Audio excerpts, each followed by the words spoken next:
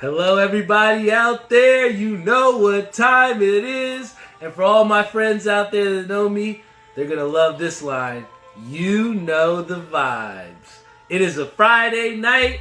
So what time is it? It's time for the Talk That Talk show with me, Barry Holmes. It's been a great week. You know, I hate to sound repetitive, but, you know, it's been a great week each and every week. And I feel like, you know, it's only in part because of the fact that, you know, I've been running and getting myself mentally stronger. You know, I'm going to talk a little bit about that later on in the show, but it's really just, you know, carried into, you know, all aspects of life. You know, I feel like I've been coming into these weeks just hungry. You know, one of the things that quarantine, you know, has us doing is really scrapping and seeing, you know, what we are as people.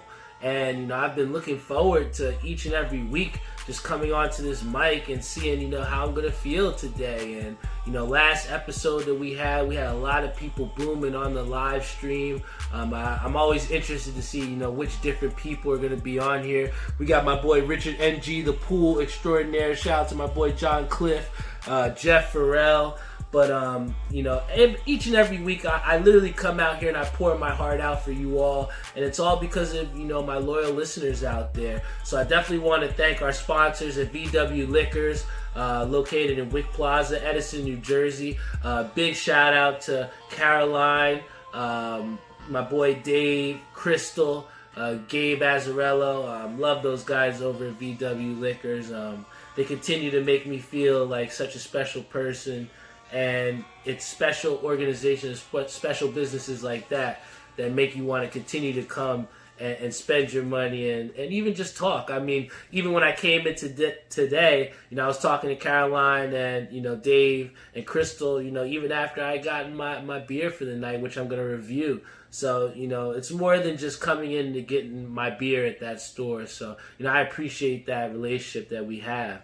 And then also a big shout out to my boy Cody Bromley at 91s.com. He was really excited because I wore his shirt on an episode that was featured with Speak by Harris DeMarco. So, you know, I talked to him and he was super excited, super pumped that, you know, I was able to plug his line. So, big shout out to them. And then also to my boy Prashant at Executive Bar and Restaurant located in Carteret, New Jersey.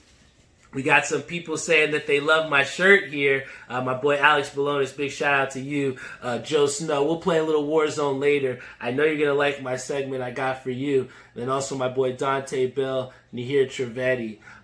But I tell you what, you know, this shirt right here is actually something I'm really excited about. And I'm going to talk a little bit about bowling a little bit later. But, you know, I decided to wear this shirt because I'm just so, you know, I've been missing bowling a lot. And, you know, I got to meet up with my boy Tim Hugel. Shout out to him. And, you know, I had gotten this shirt. I was subbing on his team. And I was doing really well. And he told me, you know, I want you to be on my team. You should get one of the jerseys so when you bowl with us, you know, you feel part of the team. So, you know, I was looking forward to wearing this shirt prior to the stoppage. But, you know, I actually picked it up from him today. And we've been in talks about, you know, getting this Talk That Talk show merchandise in place. So, you know, I was really excited to see him today and, you know, get the ball rolling as far as getting our, you know, the Talk That Talk show shirts out there. So that's something I'm really excited to tell you all about. So we're definitely going to be having the merchandise on the horizon soon. And I'll let you know how you're going to be able to get some of those shirts as well. But big shout out to Tim Hugel. The name of this team is called Violent Strike. I actually got the Talk That Talk logo on the back for those of you that can't see. It says Barry Buckets on there too. But this is a bowling shirt that I really couldn't wait to wear. And big shout out to Tim. And we're really going to get that merchandise out to you guys soon. But, you know, we got a good episode lined up for you today. I want to thank Allison, May, Fritch. You got to open up your island for me, all right? I want to check out what you're doing on Animal Crossing. I've been putting in some time. And also big shout out to Zishan Abbas, who's been supplying the beats for the show each and every week. So, you know, big shout out to you. But the main thing that a lot of people have been asking me about, or they want to know what my reactions are, is to about Joe Flacco getting signed to the Jets. Now, my boy Peter Dunn is a big Jets fan, and I know Andrew Disney also as well is a big Jets fan. So you got a lot of people that are looking and seeing that they signed Joe Flacco, who is a 35-year-old quarterback. And the last time we seen him in Denver, he didn't exactly look like his Super Bowl MVP self, right? You have a guy who had neck surgery for the herniated disc.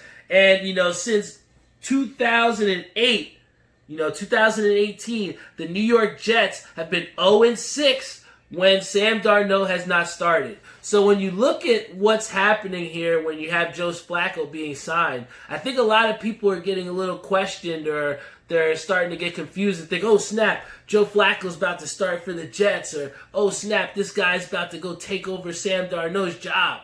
You got to look at the money. And for $1.5 million, I don't really see the Jets really giving up Sam Darnold's top spot, especially in a guy that they've invested very hugely in. And you think that, if they were going in a different direction other than, Sam Darnold, they wouldn't have gotten an offensive lineman in that top pick, and you might have seen them go with a different quarterback. Because there was a lot of, quarterbacks out there that they could have taken with that pick. So I don't see that Joe Flacco being signed is putting Sam Darnold in jeopardy. I think, if anything, this helps the Jets. I mean, you go look last year when the Jets played when Sam Darnold had mono. They looked terrible. That was a team that you could barely watch, all right? So, I think that the Jets really invested in the fact that they understand that their guy in Sam Darnold isn't exactly bulletproof, all right? This guy is going to potentially miss some games because of his injuries. So what I see with the Jets investing in Joe Flacco, they're putting their eggs in the basket of somebody who's proven to win a championship before. He's shown that he can throw the ball at elite level, but I just question whether he still can be the top quarterback or, a guy in the discussion that can really help out this Jets team other than in a backup role. So I think if we look at everything in perspective and we see, hey, here's Joe Flacco that can help us out, and he'll be 10 times better than any other quarterback that we had as a backup last year. And you can look at it and say, hey, maybe the Jets did get better here. I don't think that Joe Flacco going to the New York Jets doesn't hurt the Jets at all. I mean, for $1.5 million, it's fairly cheap, right? So for them, I think this is a good steal for the Jets. You've invested in Sam Darnold. You've also invested in getting the offensive lineman in the first round with the Jets. So, here's a little bit of help out there. That might help Sam Darnold think a little bit when he's in the pocket and say, hey, if I stand here and, deliver that pass, even if I get cracked, I got my boy Joe Flacco behind me. And I know that's not exactly what you're going to think about, right before you get cracked. But, it's got to give the Jets organization a little bit of a breath of relief to get this guy and hopefully give you some beef, back in the bench. So, big shout out to the Jets. I think a lot of people are, have been clouding the Jets, and, you just got to take a look into account what they're doing in the offseason and what exactly are the moves that they're doing. As long as I think that they, can secure Jamal Adams to a long-term contract and, potentially get some weapons out there for Sam Darnold, I think that this Jets team can, do some things, especially where you have Tom Brady, who's left the AFC East. It's low-key a little bit wide open, right? So, big shout-out to the Jets for doing some moves. We also got Chris Shank on here liking my jersey. Yeah, man, this is the new Buckets one. Hopefully when we get back from the quarantine, I'll be able to show you at the bowling alley, man. But, one of the also things that you got to think about, too, and one of the things that I think about is when you see Joe Flacco and, assuming a backup role, I mean, the first person I think about is Cam Newton. Because Cam Newton has been for a long time one of my favorite quarterbacks. And now we're entering an era where a 35-year-old Joe Flacco can't find himself a starting job. So do you feel like now Cam Newton is kind of headed in that same direction?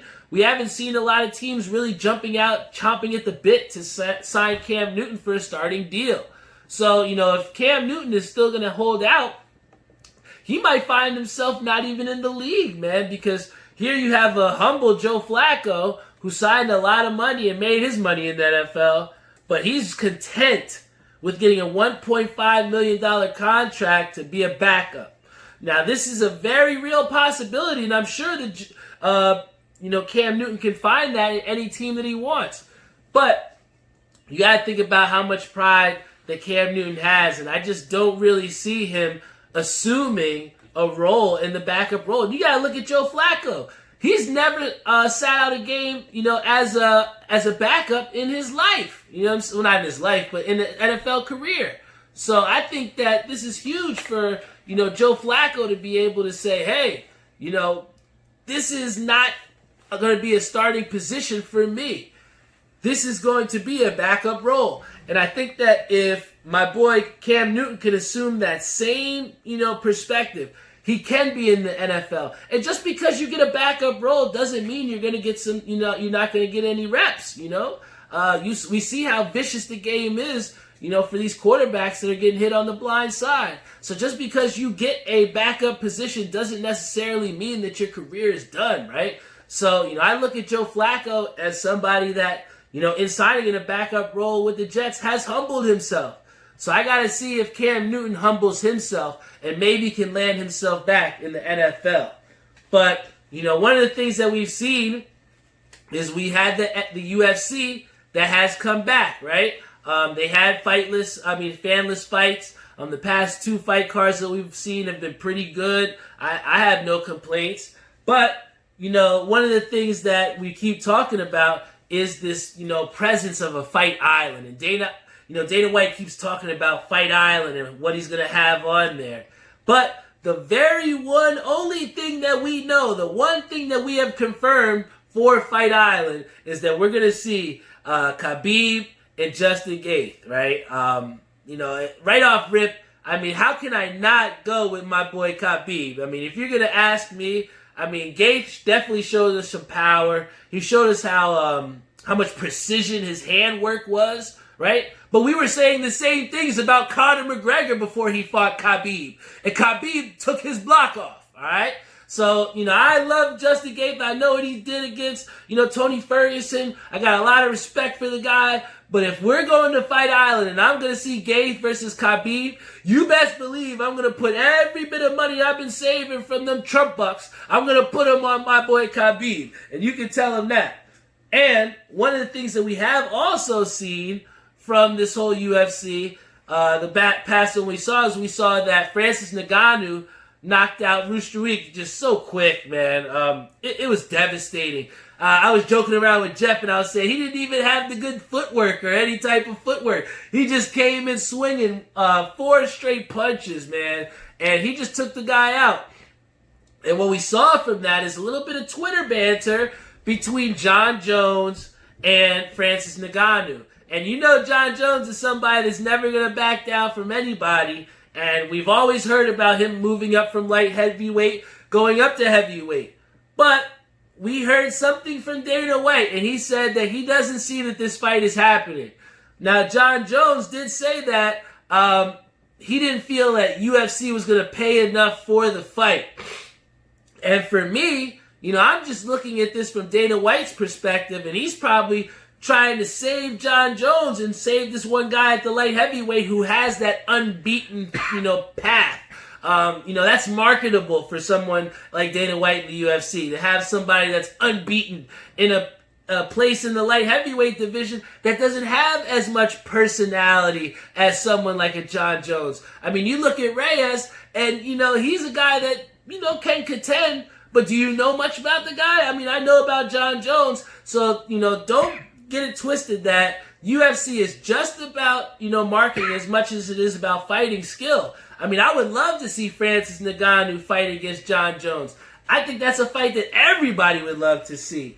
But we got to think about it a little bit further than just, that one pay-per-view. Now after that, say if Ngannou does knock him out and establish that, John Jones should stay as a light heavyweight. Now we have a situation where you can't market John Jones as that undefeated star anymore. So, I think that, this is the UFC just trying to give us the fights that we want to see, but still not tarnish that marketability that they have, right? I think that also is something that we have to give a little bit of a shout out to. I know that the Jordan documentary just came out, and a lot of those last 2 episodes were, really centered around, that Chicago Bulls team going up against the Utah Jazz. And you have somebody who coached that team in Jerry Sloan, who has just passed away at the age of 78. And he was a Hall of Fame coach he was inducted into there in 2009. And when we talk about longevity and you talk about consistency, a lot of people go and talk about Greg Popovich. He was able to take that Spurs team to how many countless playoff, appearances and made them competitive. But I feel like, and for a lot of us true sports basketball enthusiasts, that Jerry Sloan that was not only just an 11-year player in the league, but he was also somebody that was a 26-year coach in the NBA. And he coached most of those, 24 of those, I believe, were with the Utah Jazz. And he had 16 straight winning seasons and 15 straight playoff appearances. So, for somebody like Jerry Sloan, we are losing, a great basketball mind. And I think that the really good thing that we can look to as far as if you don't know who Jerry Sloan is, I have a quote from somebody in Mark Eaton, who's somebody who is retired by the Utah Jazz. And he goes on to say that the Utah Jazz are Jerry Sloan. So, when you think about Utah, you think about a grinded out team, the pick and roll offenses, not exactly flashy, but they were no nonsense. And that's something that Jerry Sloan instilled in his team. So, that's something that, we can't bypass. And if you're a true NBA fan, we definitely got to give a shout out to Jerry Sloan. Rest easy, big fella. It's, how could I say? Especially in times like this where we don't have sports, we look to a lot of the people that gave us joy when we had sports. And, for Jerry Sloan, he means so much to the Utah Jazz organization. I'm sure Donovan Mitchell knows exactly who Jerry Sloan is, right? And that's somebody who's a star on the Jazz now. And that just goes to show you the type of reach that Jerry Sloan had. I mean, not too many days ago, you had Karl Malone and John Stockton saying that, to please pray for Jerry Sloan because he wasn't in good health. So, to a great basketball mind, our hearts, our prayers go out to, your family, brother, and we're thinking about you. And then somebody else that we're thinking about as well, too, and we want to send our best wishes. We want to give a big shout out to my boy Patrick Ewing. All right, I got the chance to do some of his games when he first started at Georgetown as a college basketball coach. And especially as a huge Knicks fan, if you don't know who Patrick Ewing is, you shouldn't be wearing a Knicks jersey, right? So, I saw that he got tested positive for coronavirus. And we know how serious, the disease is. We see how many people it's affecting, how many lives it's affecting, right? So I just want to, extend my best wishes to Patrick Ewing.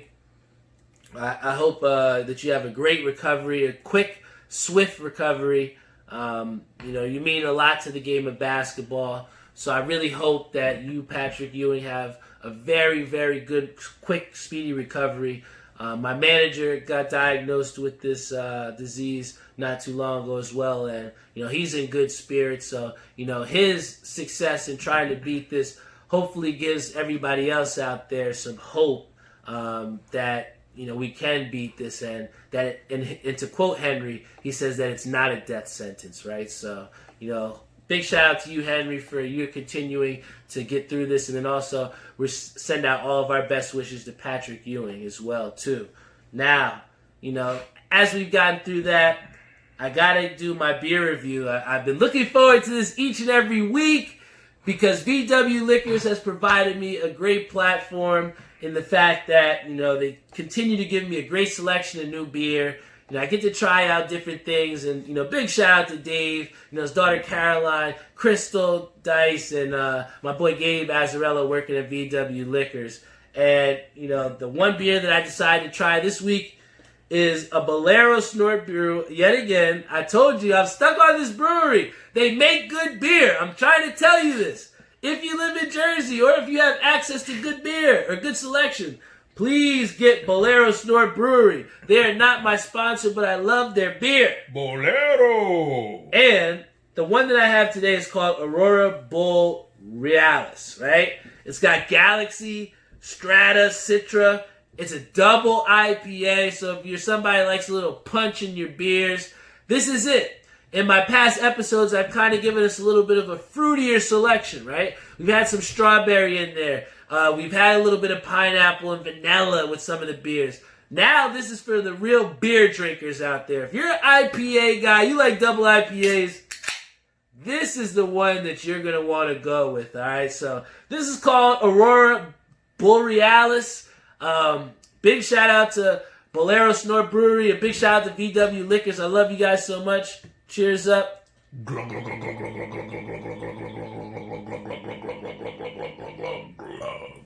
Wow. Now, a lot of IPAs, right? When you drink them, I feel like they kind of get you a little bit, how could I say? They give you that aftertaste. So you really know that you've had an IPA, right? And I'm really surprised with just in, a big swig like this in an IPA, I'm surprised at just how smooth this is. So, I'm definitely going to give this a couple thumbs up. And if you get a chance to, please check out the Aurora Borealis by Bolero Snort Brewery. And you better get it from VW Liquors, all right? Bolero. Yes. Want to give a shout out to Andres Martin, Nick Fabretti, Timothy Hugel, John Huang, Louis Guerra, Lizard, Chris Shank Jr., Andrew Mospor, Mary Beth Heaney. Oh, man, we got a lot of people on our Facebook live stream today. As always, I want to give a big shout out to you. It's a Friday night with the prime time slot, and I'm very appreciative of you tuning in. And, one of the things that I definitely wanted to talk about, and, I talked about it, to my boy, Harry DeMarco in his show and Speak. But one of the things that I was really excited to talk about is that, I'm a big gamer and I'm really into gaming. And one of the things that I'm very, very excited to play each and every day when I wake up, especially when I'm with my boy Jeff, Theo, Reese, Nixon, but all of my boys were so excited to play Warzone. Now, if you've played Call of Duty Warzone, you know that if you die for the first time, you get sent to the Gulag. For a lot of people that don't know this, though, the Gulag is a place where they put you one-on-one with another opponent that has died as well. And whoever wins out of a one-on-one cage match, you become the victor and you get to go back into the game. Now, in Call of Duty in the past, we have put it in there where you have some of the worst guns that you can find, all right? A shotgun, all right? You have a revolver, a trash pistol, all right? Just the trashiest guns that you can find, all right? I think that this is exactly the way the Gulag is supposed to be, right? It's a true test of wits. Now what we have is, in the latest update, Call of Duty has put ARs and submachine guns in the Gulag. What is this shit, all right? When I'm going in to go into the Gulag, now I'm facing off against a guy with a scar, or I'm going up against a guy with an MP5, and we're not really getting a sense of the true test of skill here in the Call of Duty Gulag. So, me personally has been somebody that's been playing the game consistently, especially with my boy Joe Snow. Shout out to him. But, I don't like going to the Gulag, let alone going to the Gulag with ARs and submachine guns. This kind of takes away from the concept of what the Gulag really is. And I have to say, I am not a fan of the new update with putting the ARs and the submachine guns in.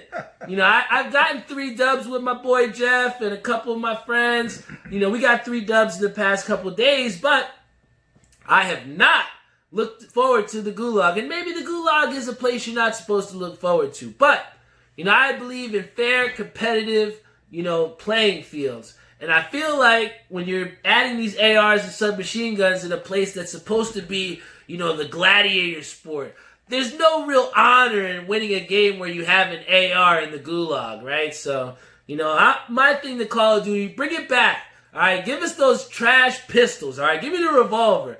I never thought I'd be asking for the pump shotgun ever again, right? But, let's bring back some of the old weapons in the Gulag, because I can't take any more of this primary weapon AR submachine gun Gulags, man. I might not ever win one, all right?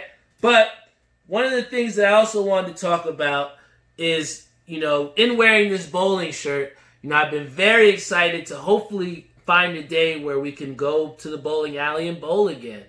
But one of the things that we have seen are some of the new regulations that might come out with the USBC as far as what's going to bring bowling back. And we have a lot of people that are up in arms as far as some of these things, right? Now you have people who are saying, should we bring back sports? Is it too early? Here you have a situation in bowling that, it's televised for the big people, but this is a sport that directly affects a lot of people. There's a lot of people that put a lot of money into bowling each and every week here in the tri-state area, especially in the Middlesex County where I live in. And, there's so much diversity as far as the great bowlers out here. And, we look forward to that that competition each and every week where you put your money on the line to see just how good you are, right? Yes, sir. Facts. So, I think that the integrity of the game is something that we need to keep, right? And we don't want to bring bowling back just to bring bowling back, right? And one of the stipulations that they're talking about is having one team on one pair of lanes, right? And whoever those bowlers are between those teams to only bowl on one lane, so not alternating after each frame. And one of the things about that is that it totally changes the entire game, not only from a competition standpoint as far as who you're bowling up against, but now we're talking about changing and altering the game as far as where you have to read the lanes. My father has been hard on me as far as reading the lanes and trying to change directions and seeing where my foot placement is and where I need to be to read the lanes to make accurate shots. And if you're coming into a situation where you only have to worry about one lane, now we're talking about the digression of the sport itself, just to bring it back. And I think that is trash. I think the USB really has to come into these rules and think about, maybe, how many teams that we can have. My father had talked about just limiting to maybe trios, maybe not having 5-man teams. That's maybe not the optimal situation, but at least we're still upholding the integrity of the game. The fact of reading the lanes. My boy Joe Snow was so adamant on me as far as trying to read these lanes on Saturday, nights and, moving. Him and Dijon, Mush, were constantly telling me to move my feet. Brian Fellows telling me, hey, switch this ball. And I think that's all the things that we get when you have two teams on one pair of lanes and they're going up against each other, alternating lanes. That's the integrity of bowling. That's the challenge that's continued to have me come back each and every week. And I think that that's something that needs to be upheld. And we shouldn't, try to change the game or alter the way that we bowl in a way that it just brings bowling back just for the money, right? I want to make sure that when I'm coming back to bowling, when I get to wear this jersey to shoot at 10 pins, that we're playing the sport of bowling that I grew to love in these past 2 years and that has brought me out of some dark, dark places, right? So please, keep the integrity of bowling, all right? Let's not change the game just to bring it back.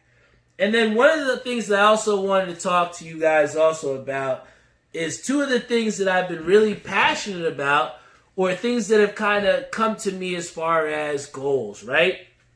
I had the chance, right?